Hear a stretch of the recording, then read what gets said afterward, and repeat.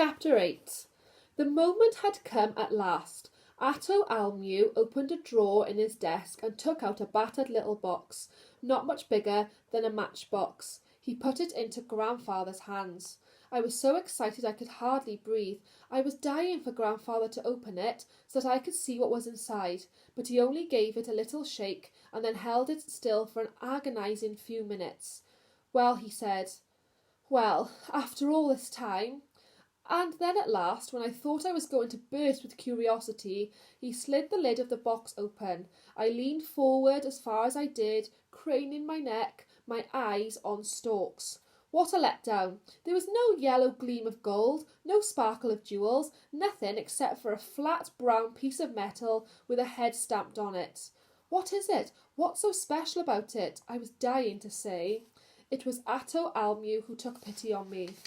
"This, Solomon," he said, "is a distinguished military medal of Haile Selassie I. It was awarded by the Emperor to your grandfather's father for acts of extreme gallantry," broke in Grandfather. "His Majesty pinned this medal to my father's chest with his own hands just before I was born." Grandfather had a father, was all I could think. I knew, of course, that he must have had one. Everyone in the world has a father, but I'd never heard anything about him. It was a weirdly strange idea. My great-grandfather was a soldier too, then?" I asked. As usual, Grandfather didn't answer me properly. "Extreme gallantry," he repeated. They were heroes then, all of them, fighting to send the Italian invaders out of our country, but my father was one of the best. So this, what is it? Medal. What is it? A medal? This medal. It's valuable then, like you said?" I couldn't see how it could be, a little brown dull thing like that. "Oh, it's valuable, all right," Atto Almew answered. "These things are very rare. There are collectors who will pay a lot for them." "Is that why Cousin Wandoo wanted it?" I persisted. "To sell it?"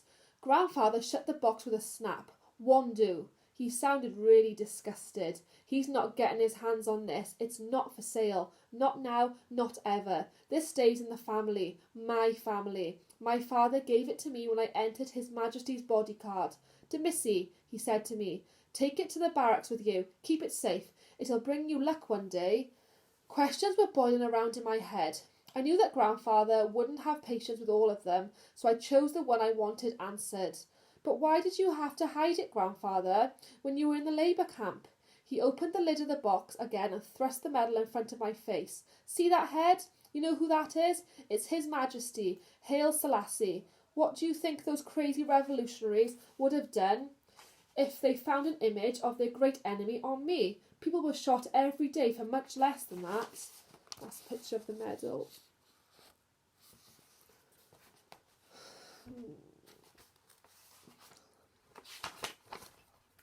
"So you kept it hidden, Grandfather. You showed the bullet, though." "My comrade in arms," Grandfather said stiffly. "My comrade in everything." He stowed the medal away again and set his hands down on the table, ready to heave himself to his feet. "Very good of you, Almew, to take such good care of this for me. Bullet's son, eh? Chip off the old block." "Thank you, sir," said Atto Almew, looking pleased. "He was a great man, my father." Outside, car horns suddenly started blaring. The procession of athletes must be coming. It must be nearly here. I held my breath. Was I going to miss it? Would Grandfather keep me stuck here in the office while the greatest thing I would ever see in my whole life was happening down there in the street? I should have trusted Grandfather. He was struggling to get to his feet, ready to leave. Atto Almew put out a hand to stop him. "Don't go yet, Uncle," he said. "The streets will be crowded. Wait till the procession has passed." He'd said uncle without seeming to notice. It was as if he'd become a member of our family. I could see that it had pleased Grandfather, but I knew a crowded street wouldn't stop him when he decided to go. "No," he said, managing to stand upright at last. "We must get going. Come, Solomon." There was a flurry of activity when Atto Almew opened the door to his office to let us out. Everyone had been crowding round the window, staring down into the street below. They scampered back to their desk when they saw their boss. Atto Almew didn't seem to mind. "How long till they get here?" he asked one young man who had been holding a little radio close to his ear. "They've left the airport, sir. Half an hour, I'd say." The goodbye seemed to go on forever, but at last we were on our way downstairs. Down in the street below, the mass of people was packed so tight that we could hardly force a way out through the door. The crowd swirled around us, picking us up and carrying us along with them. I'd never seen so many people close together before. I've got to say that I was scared. I thought we were going to be crushed. Even Grandfather looked a bit shaken. I think he was regretting that he hadn't stayed upstairs in the office, as Atto Almu had suggested, but he'd never admitted